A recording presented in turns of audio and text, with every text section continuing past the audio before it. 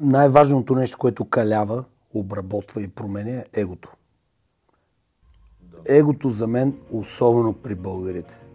Аз работя с всякакви националности. Няма такива като нас.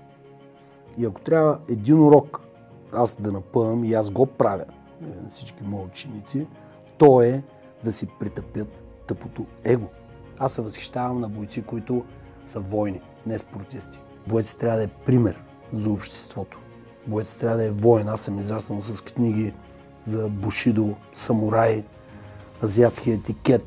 Това ме е запалило по тези спорта и това до ден днешен се опитвам да предам. А не комерциалната му част с средни пръсти, псуване.